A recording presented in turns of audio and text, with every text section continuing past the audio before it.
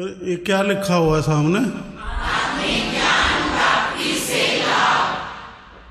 क्या? ज्ञान प्राप्ति से लाभ। क्या लिखा? क्या लिखा हुआ? ज्ञान प्राप्ति से लाभ।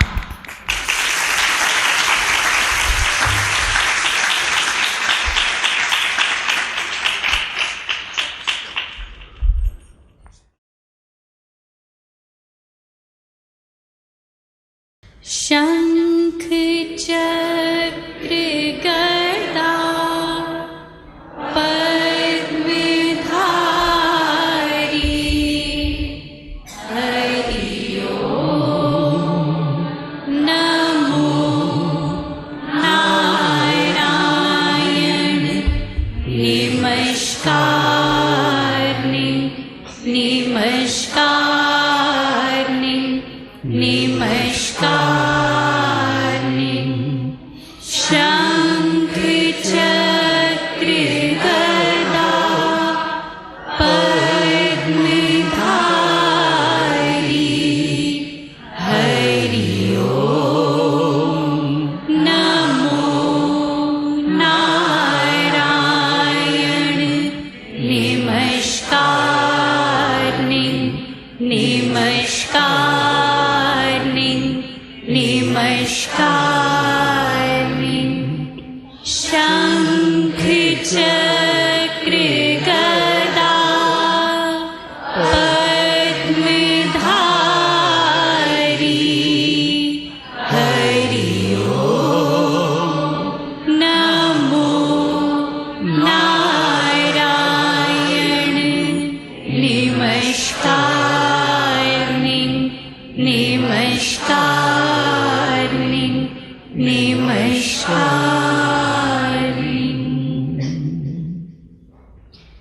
प्रार्थना। मेरा समभाव समदृष्टि की पढ़ाई व गुढ़ाई करने के पीछे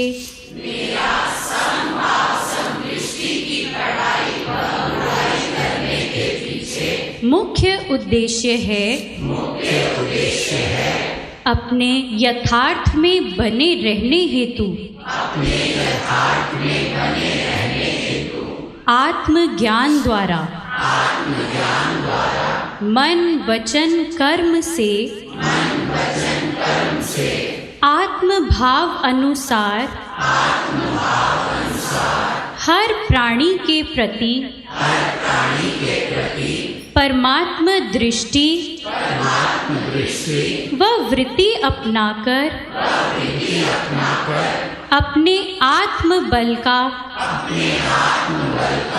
भरपूर प्रयोग करते हुए अब तक धारण किए हुए सूक्ष्म से सूक्ष्म दोषों का निवारण कर श्रेष्ठ विद्वान गुणवान बलवान धनवान बुद्धिमान व ज्ञानवान बन सज्जन भाव का वर्ताव कर एक अच्छे इंसान की तरह जीवन जीने के योग्य बनना। मैं जानता हूँ कि यही युक्ति ही मेरे हृदय में शांति रूपा शक्ति द्वारा मुझे सदा हर विकृति व अमंगल से रक्षित रखने का अचूक हथियार है। इस हेतु मैं अपने इसी उद्देश्य सिद्धि के लिए सर्वव्यापक भगवान से बल बुद्धि व सुमति प्रदान करने की प्रार्थना करता हूँ। चल सो क्या लिखा हुआ?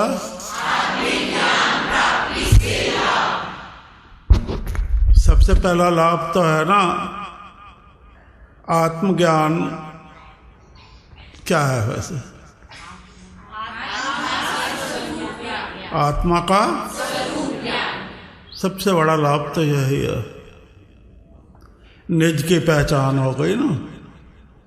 आत्मा का स्वरूप ज्ञान, निज की पहचान हो गई, बोध हो गया, पूरा जान गए कि मैं क्या हूं। तो नित्य भाव, यथार्थता का भाव है ना, तो वो भाव संभाव है, संभाव ब्रह्म भाव है। तो हम ब्रह्म रूप होकर विचरते हैं इस जगत में, तो संतोष, तृप्त रहते हैं, क्योंकि सब और निर्लिप्त रहते हैं। जब जरूरत नहीं है तो लिप्त क्या होना उसमें, ठीक है क्या नहीं? सो आत्मा का स्वरूप ज्ञान, यही तो ब्रह्म का ज्ञान कहलाता है, सीधी बात है। और यही जीवात्मा और परमात्मा के विषय में होने वाला ज्ञान, यानी अपने स्वरूप का ज्ञान कहलाता है। तो काम हो गया। अब जानते हैं एक एक करके, क्योंकि थोड़ा बीच में वो है ना, वो आज मीटिंग होती है ना, तो मीटिंग का भी थोड़ा सा बाद में करना है, इसलिए। सो आत्मिक ज्ञान प्राप्ति से लाभ इधर भी देखना है। अब पहला हम पढ़ने लगे हैं, सुनना है और देखना है। आत्मिक ज्ञान प्राप्त करने वाला व्यक्ति शब्द है गुरु। सबसे पहला जो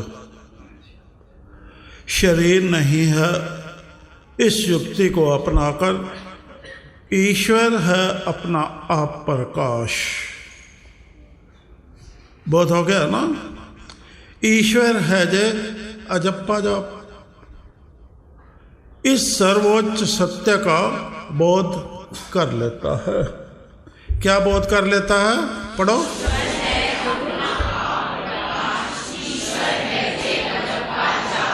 शब्द है गुरु कहाँ गया? शुरू से पढ़ना है आपको।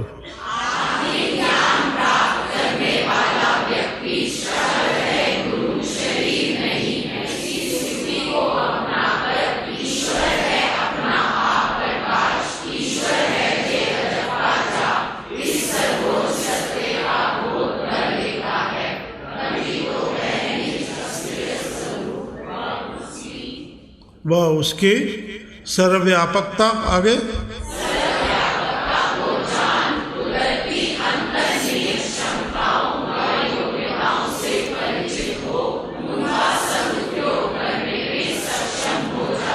हाँ, ठीक है कि नहीं?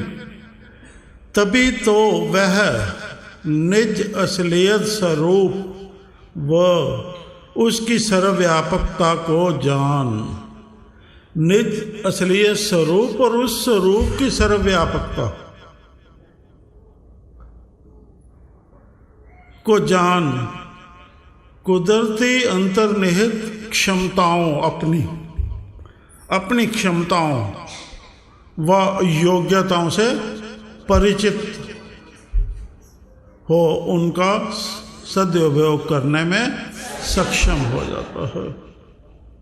तो ये अपने आप में क्या है? बहुत बहुत महान प्राप्ति है। ये क्या है? जब पहली प्राप्ति महान है तो इस महान प्राप्ति के आधार पर तो कितना और प्राप्त हो सकता है हमें।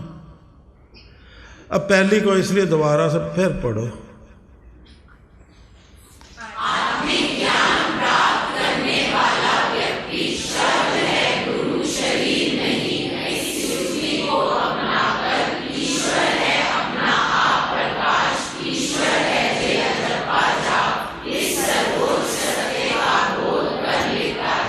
हाँ,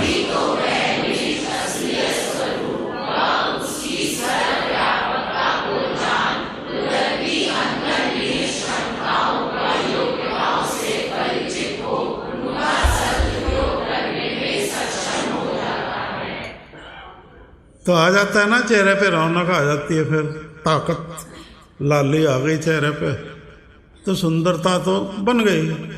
अब वो उन क्षमताओं और योग्यताओं से परिचित होकर उनका सदुपयोग कहाँ करता है, कैसे करता है? आगे पढ़ो, 2 नंबर।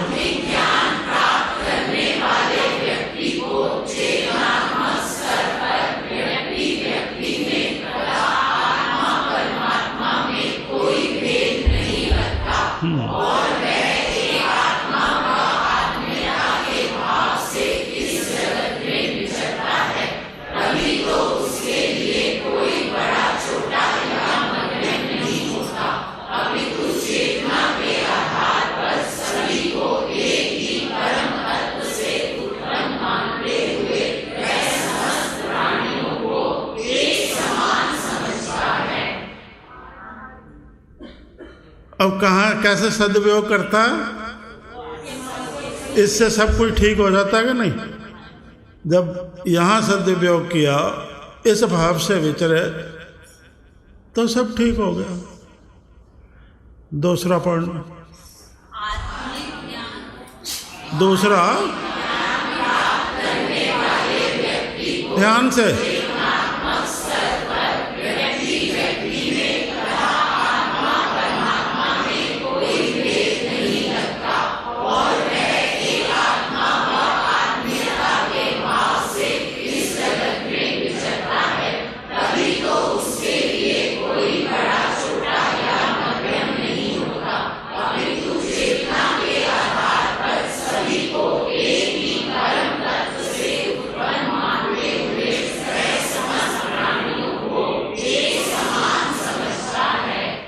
इस भाव में कौन ढलना चाहता है, जरा बताना हमें। अब बिल्कुल सच्चाई से ढल जाना, कृपा करो। कोई गलती हो भी गई है किसी से, सबको माफ कर दो, बस करो। वो सब नहीं तो गड़बड़ हो जाती है, हाँ? और आगे से स्पष्टता से चलो। अब इसमें हम आपको बहुत बड़ी बात बताने वाले हैं दूसरे पॉइंट पे। ये सतयुग का चलन होता है, तभी सतयुग में कोई ग्रंथ नहीं होता, कोई किताब नहीं लिखे जाते, कुछ नहीं होता। ये भाव सिर्फ होता है, ये भाव होता है क्योंकि वो क्षमताओं को जानते हैं, योग्यताओं को जानते हैं और उनका सदुपयोग करते हैं। अब वो जो भी धारणा उनकी होती है वो चेतना शक्ति द्वारा होती है, किताब ग्रंथ के द्वारा नहीं होती। वो चेतना शक्ति द्वारा ही धारणा होती है उनकी। जो आत्मिक ज्ञान, आत्मीयता का जो ज्ञान अंतर्निहित है, वही प्राप्त करते हैं। और वो चेतना शक्ति द्वारा ही प्राप्त हो सकता है, फुल्ली कॉन्शियस। जो इंसान फुल्ली कॉन्शियस है वो उसको प्राप्त कर सकता है।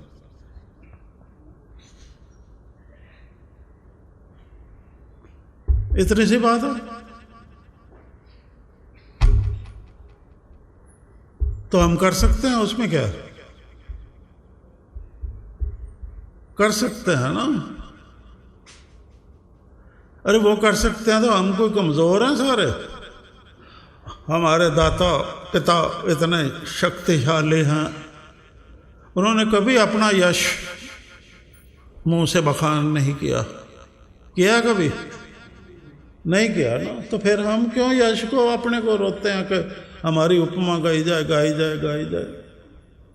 तभी हम प्रसन्न रहेंगे, तभी हम उसको समझेंगे ये मेरा। ये सबसे बड़ा दोष है इंसानों के अंदर आज। तो हमें चेतना शक्ति द्वारा प्राप्त करने के योग्य धारणा जो है बनना है, तो वो सत्य ज्ञान आएगा। क्या आएगा? सत्य ज्ञान आएगा तो हमारा समता भंग कहाँ से होगी? अब सत्य ज्ञान में जहाँ असत्य घुसता है तो समता, तो वहाँ बैलेंस गड़बड़ आ जाता है, वहाँ गड़बड़ हो जाती है, भ्रम पैदा हो जाता है उससे। अब वो भ्रम संकल्प विकल्प करता है। ठीक है, अब तीसरा पढ़ो, तीसरा और चौथा दोनों पढ़ो। ज्ञान प्राप्त करने वाला व्यक्ति आत्मा की अजरता अमरता को जान जाता है। इसी कारण उसके लिए सुख दुख यानी जन्म मरण रोग शोक खुशी गमी मान अपमान अमीरी गरीबी हार जीत और यश अपयश एक समान हो जाते हैं और मौत का भय समाप्त हो जाता है। आत्मिक ज्ञान प्राप्त करने वाला व्यक्ति समभाव की चाल अपनाता है, यानी सम मानता है, सम जानता है और सम की पहचान कर समदृष्टि हो जाता है। अरे अब तो प्रबल इच्छा पैदा हो जानी चाहिए ये पढ़ने के बाद। इससे बड़ी तो कोई प्राप्ति है ही नहीं।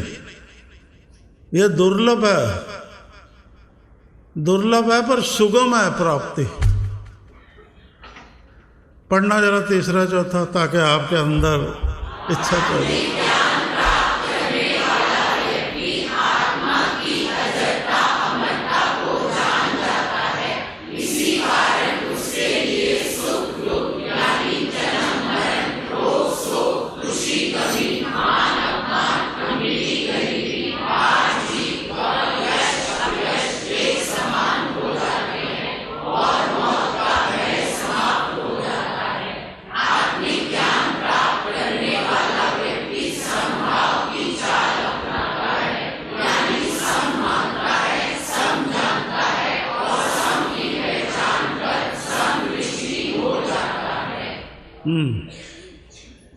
अब समदृष्टि कौन होना चाहता है? सारे ही।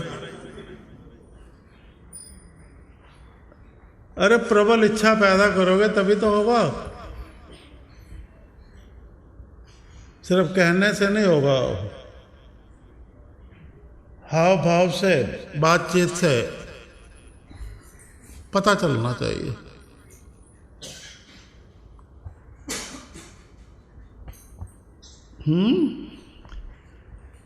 समभाव की चाल अपनाता है तो क्या होता है? क्वालिटी वाइज भी और क्वांटिटी वाइज भी, दोनों तरह से उन्नत होता है। क्वालिटी गुणवत्ता उसकी, तो क्वांटिटी अनखुट भंडार।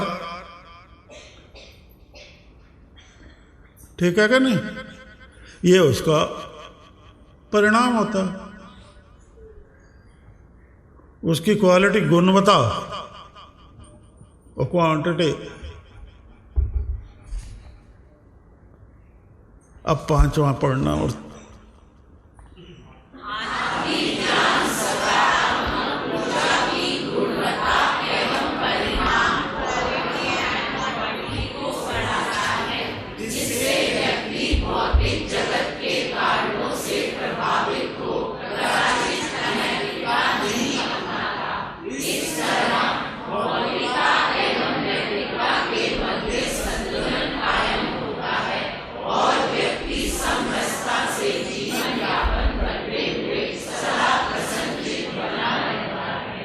तनाव कहाँ गया? फिर गया।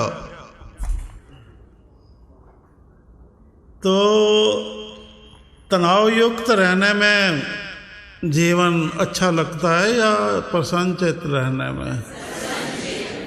पर यहाँ तो तनाव से प्यार हो गया सज्जनों को कलयुग में, छोड़ते ही नहीं उसको। इतना प्यार हो गया जबरदस्ती बना लेते हैं तनाव। जब वो प्रसन्न चित्त रहता है तो प्रसन्न चित्तता द्वारा वो अपनी क्षमताओं और योग्यताओं का सदुपयोग करता है, तो वही होता है जो बताया गया सतयुग में जो ग्रहण करते हैं, वो युक्ति हो जाती है। अब छठा पढ़ो, पढ़ोगे वही ग्रहण कर रहा हो।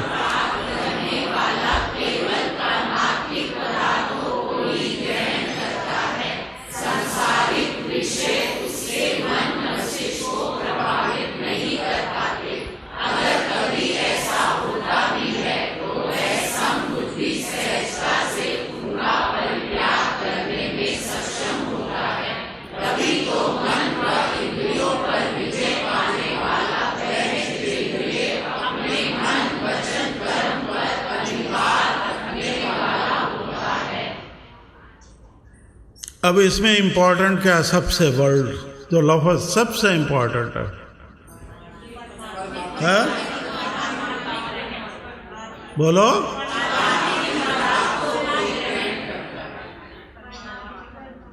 सबसे इंपॉर्टेंट है परित्याग, जो हमारे लिए आवश्यक है, करना बनता है। परित्याग पे ही ग्रहण होगा, ग्रहण करना तो ऑटोमेटिक है उससे। अब इंपॉर्टेंट हमारे के लिए ग्रहण करना है, पर वो उद्देश्य है। उसको प्राप्त करने के लिए इंपॉर्टेंट क्या है? परित्याग की भावना, त्याग की भावना। ठीक है ना? कि ग्रहण पहले कैसे हो जाएगा? तो जब भी पढ़ो उसको विचार से पढ़ो और समझते हुए पढ़ो। दोबारा पढ़ो इसको।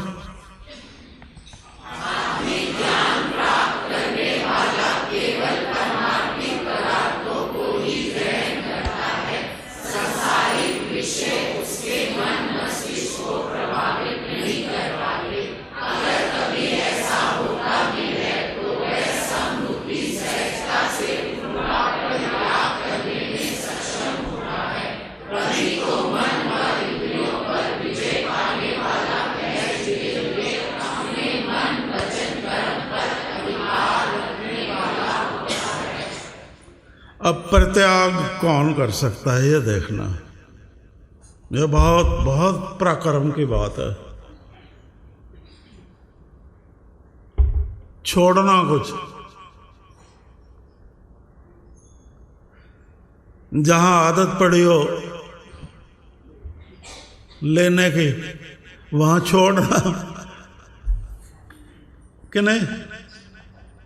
लेने का भाव अभी तो है ना, और मिले और मिले और मिले। अब परित्याग है, हिम्मत है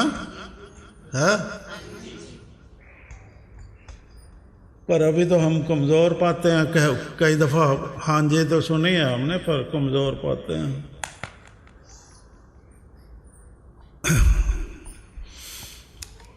अब जब हम परमार्थिक पदार्थों को ग्रहण करना शुरू कर देते हैं त्याग की भावना से,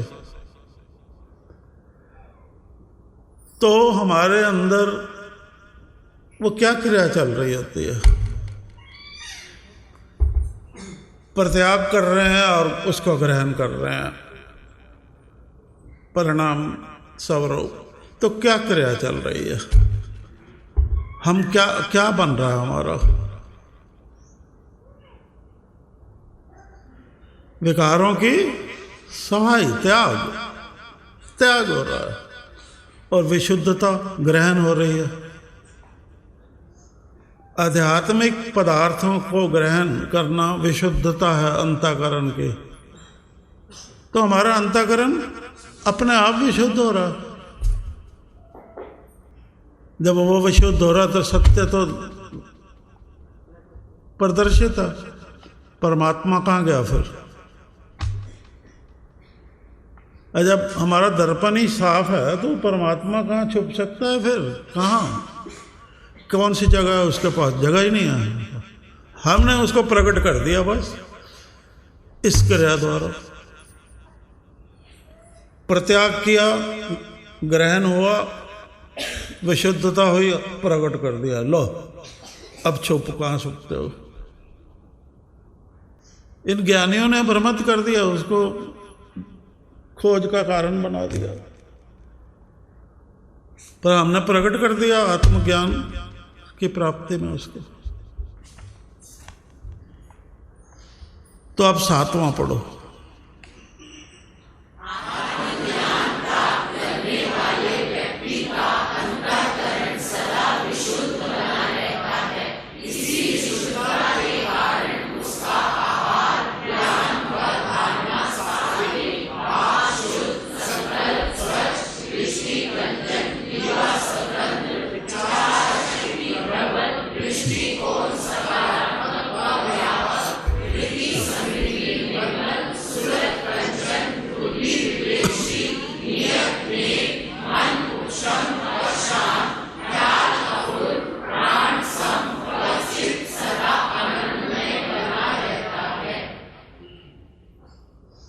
क्या होता है ऐसे?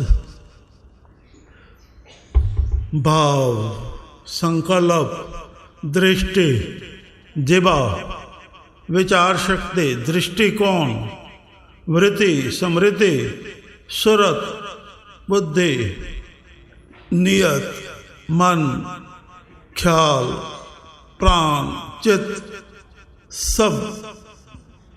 सब कैसे शुद्ध हो गए? क्योंकि जो जड़ है अंतःकरण, जहाँ से धारणा जो पीछे से है उसके ऊपर सींचते हैं, उस धारणा से उसको, वो सिंचाई विशुद्धता है उसमें। अब वो विशुद्धता से सिंचित है, अब विशुद्धता से सिंचित है तो उनमें कहाँ कमी आ सकती है?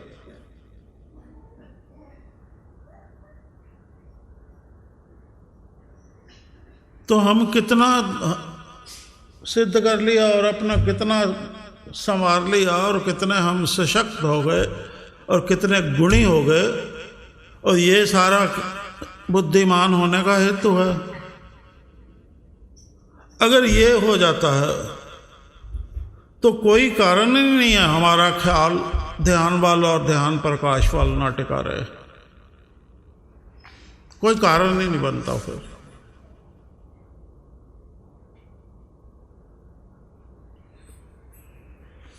क्योंकि सब हमारे वश में है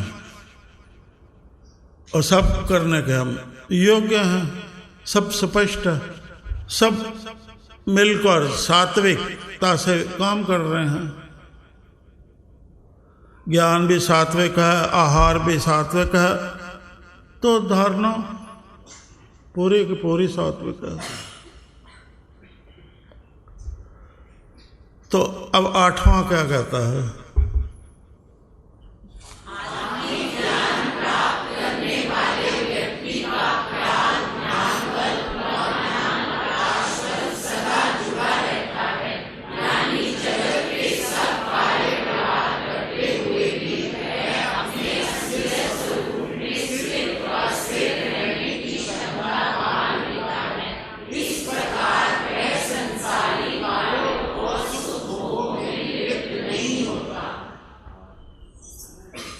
हो गया ना?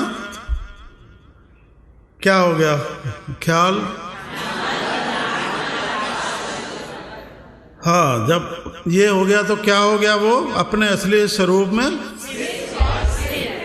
हाँ स्थित हो गया। और जब वो उसमें स्थित हो गया तो फिर संसारी सुख भोगों में लिप्त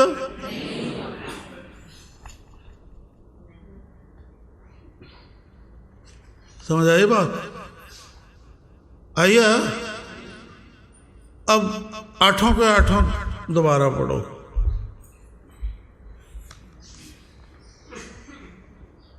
करते हैं, आपका करते हैं। आत्मज्ञान प्राप्त करने वाला व्यक्ति शब्द है, गुरु शरीर नहीं। इस युक्ति को अपनाकर ईश्वर है, अपना आप प्रकाश ईश्वर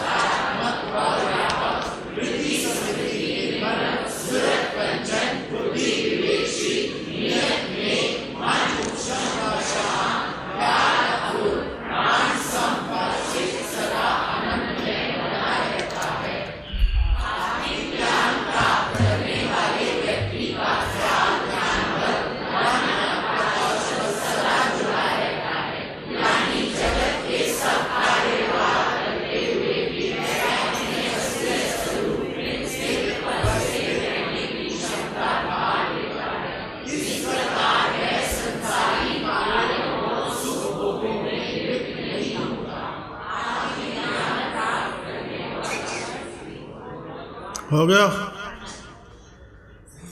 सो आपने देखा 8वां जब पढ़ा तो उसमें लिखा हुआ है वह ख्याल ध्यान वाल व ध्यान प्रकाश वाल जुड़ा रहता है।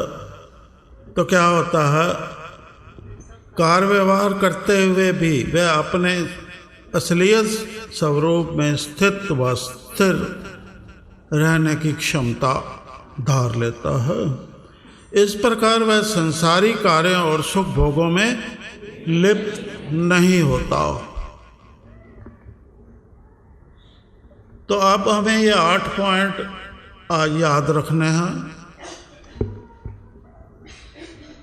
और अपने अंदर प्रबल इच्छा पैदा करनी है, आत्मज्ञान को प्राप्त करना और उसको आत्मसात करने के लिए यत्नशील सही ढंग से होना। उसके लिए अपना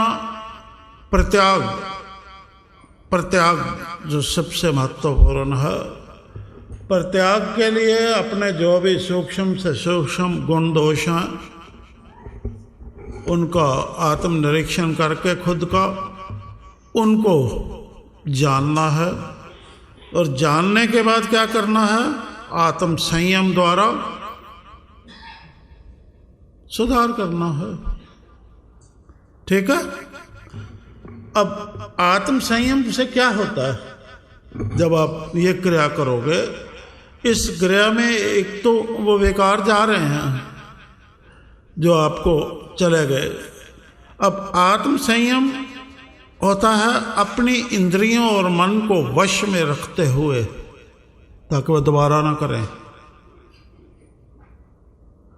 अपनी इंद्रियों और मन को वश में रखते हुए अपना सुधार सुनिश्चित करना। ठीक है। ये नहीं मन कुछ बोले तो करने लग जाओ, इंद्रिय सुख उसको उकसाएं और उलझ जाओ आप। ऐसा नहीं होना। ठीक है। यानी खुद के आचार विचार पर अपना अधिकार बनाए रखना है। अपने आचार विचार पर अपना अधिकार बनाए रखना है, ताकि हम जीवन में जो भी सिद्ध करना चाहते हैं वह सहजता व ब्रह्म भाव में बने रहकर सिद्ध कर सकें। आत्म संयम, सहजता से जो भी हम सिद्ध करना चाहते हैं जीवन में, इस संसार में, सहजता से सिद्ध कर पाए और ब्रह्म भाव में बने रहे, जो सबसे पहले।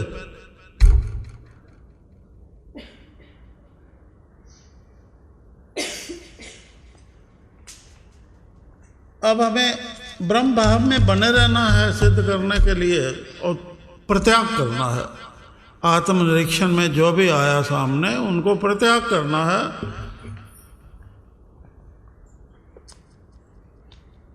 और फिर इसके बाद जो इस करने के बाद जो हमारा निजी व्यक्तित्व होता है, पर्सनैलिटी होती है, वो निखर कर बाहर आएगी। अब वो व्यक्तित्व क्या होता है वो बताना था, पर उसको अगली बार बताएंगे आपको। वो पर्सनैलिटी क्या निखर कर आएगी, अब जब उस पर्सनैलिटी के आप जानोगे ना, वो थोड़ा, तो आप दंग रह जाओगे कि मैं ऐसा इंसान, ये मैं, मेरा व्यक्तित्व है, ये मेरा गुण है मूल, ये मेरा धर्म है। उसी को मानोगे फिर धर्म, फिर वो नहीं छोड़ोगे। इधर उधर देखकर या प्रभावित होकर नहीं छोड़ोगे। तो हम इसको यहीं कर रहे हैं। ठीक है। क्योंकि आज मीटिंग का भी दिन था ना, तो वो नीति भी आवश्यक है। तो अगर आप इतना ही कर लेते हो तो दोनों में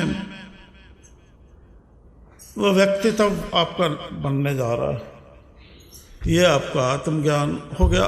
उसमें भी आत्मज्ञान तो है, आधार आत्मज्ञान ही है। जो व्यक्तित्व का आधार है वो सात्विकता ही है।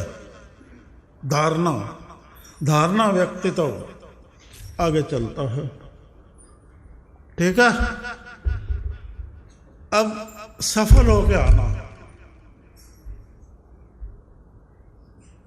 हो सकता है जैसे आज उस बच्चे को हमने खड़ा किया था ना, जो शादी करा के आया, हो सकता है हम खड़ा कर दें किसी को भी।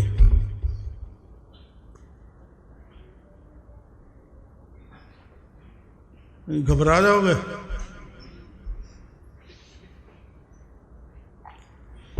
तैयार कर लेना अपना दिल और दिमाग को, ताकि उस वक़्त जब हम करें तो झुंझला मत जाना। अंदर से बाहर तक खामोश रहोगे, अंदर से मत झुंझला जाना। ये हिम्मत दिखानी पड़ेगी। अगर आप ऐसा कर पाते हो तो हम खुल के बात कर सकते हैं आपसे, नहीं तो हम खुल के बात नहीं कर पाते।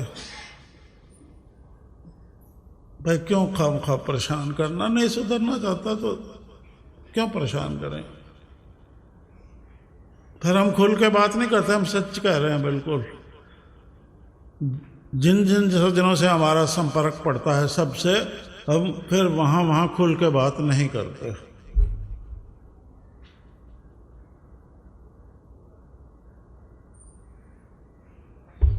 तो नुकसानदायक है, पर वहाँ मजबूर पाते हैं, क्या करें? सीधी बात है। मीटिंग का करो, क्या करना, आ जाओ।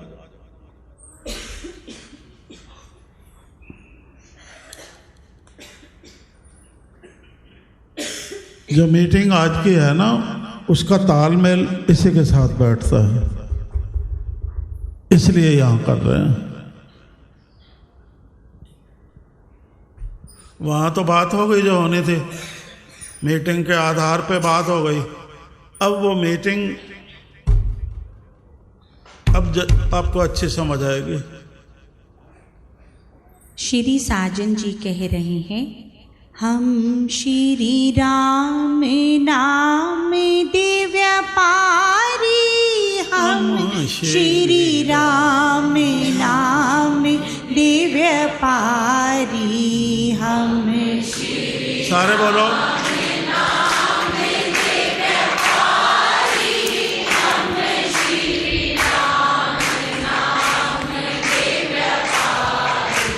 राम नाम कुल नगरियो सारी, हम श्री राम नाम दिव्य पारी।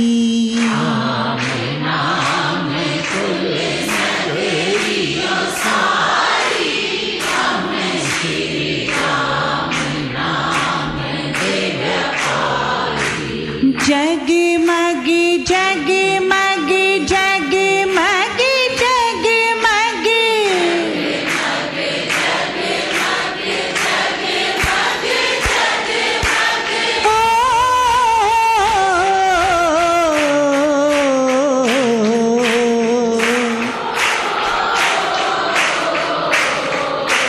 हम श्री राम नाम दिव्य पारी, हम श्री राम नाम दिव्य पारी।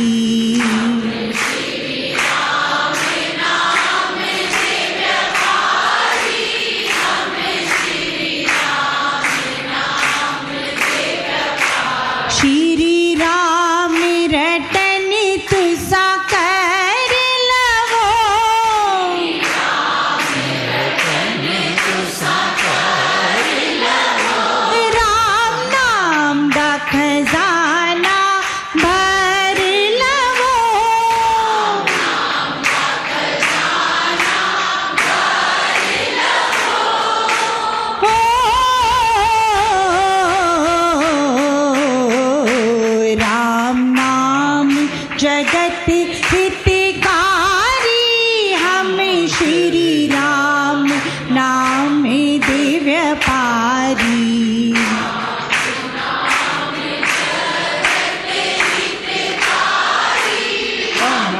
श्री राम नाम दिव्य पारी। श्री राम नाम दा घाटा न पाई।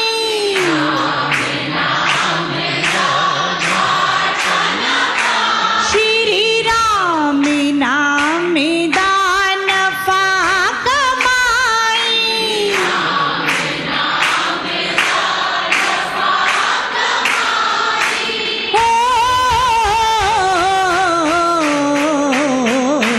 राम नाम जगत भंडारी।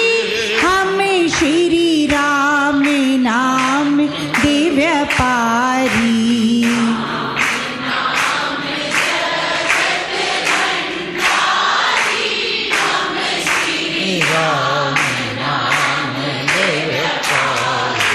हम श्री राम नाम दिव्य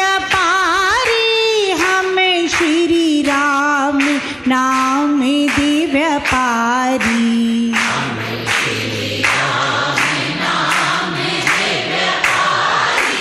हम श्री राम नाम दिव्य पारी। श्री राम नाम एक रस ध्यायो।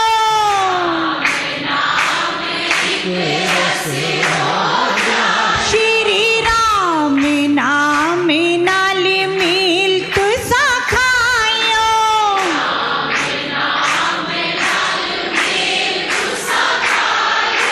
एहो पदवी तुसा पायो।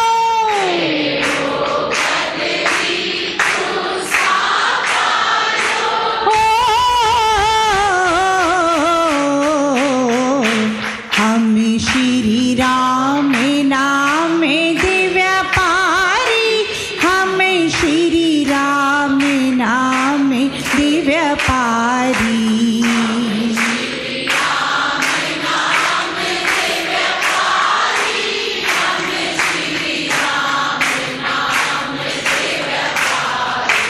हम श्री राम नाम दिव्य पारी। हम श्री राम नाम दिव्य पारी।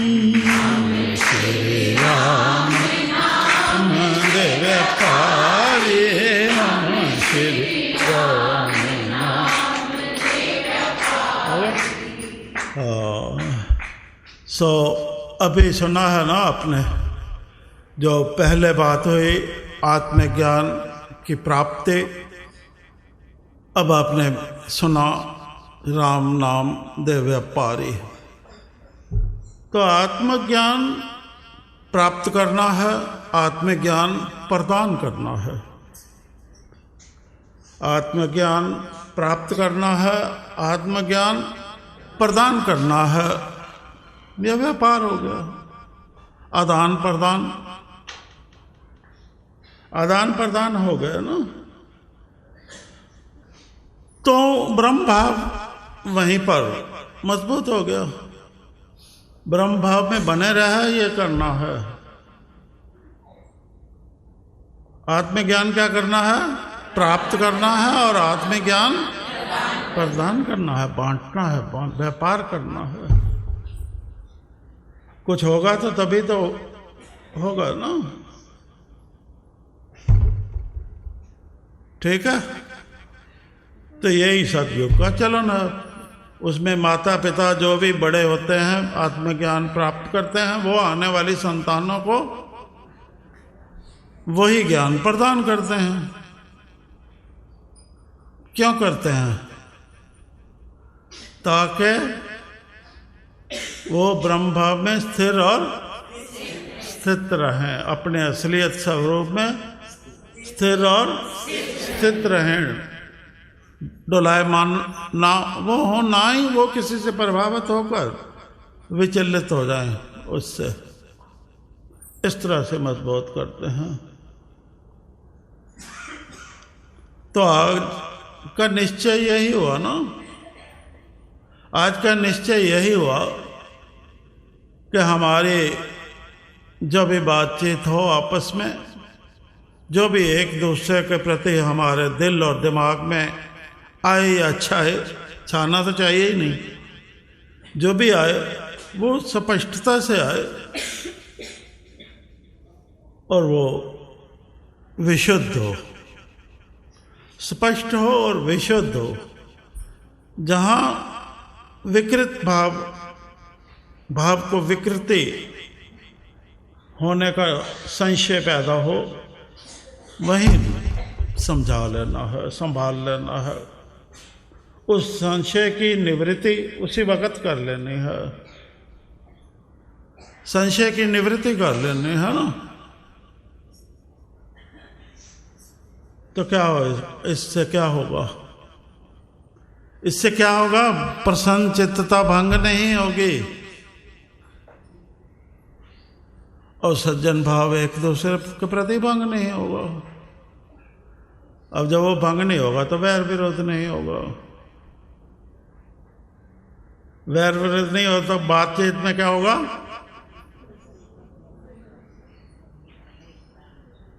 क्या होगा ना, अंत क्या होगा? लाभ ही लाभ होगा ना। लाभ क्या होगा?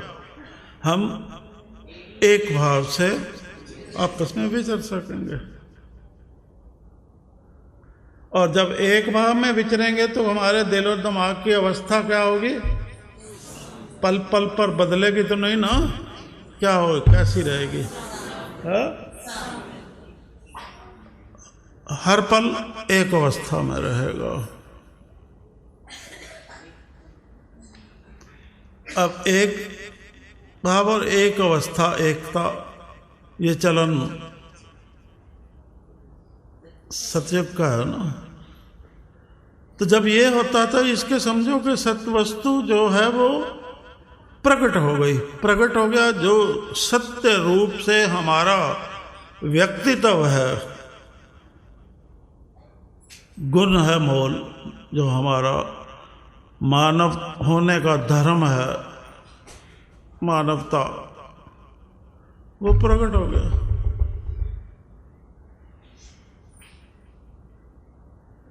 अब वो क्या है? ब्रह्म भाव है।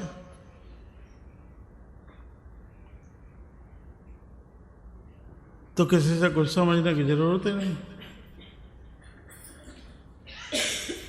ठीक है जी, चलो सब इसमें सफल होना, हिम्मत दिखाना, हिम्मत दिखाना, हिम्मत दिखाना। क्योंकि आज भी सुना है कि फर्स्ट द नतीजा दिखाना है। अब 8 दिन हुए, आप क्या करते हो? फिर आपको आगे बताते हैं, खुश हो जाओगे फिर।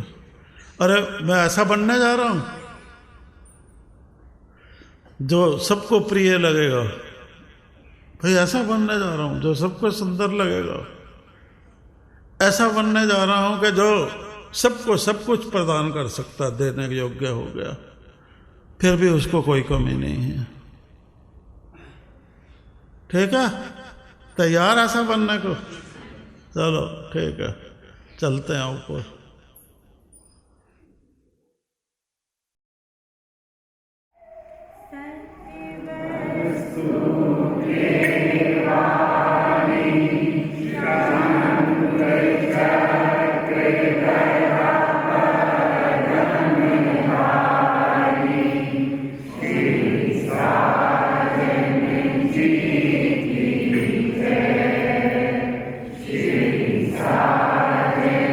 Sim.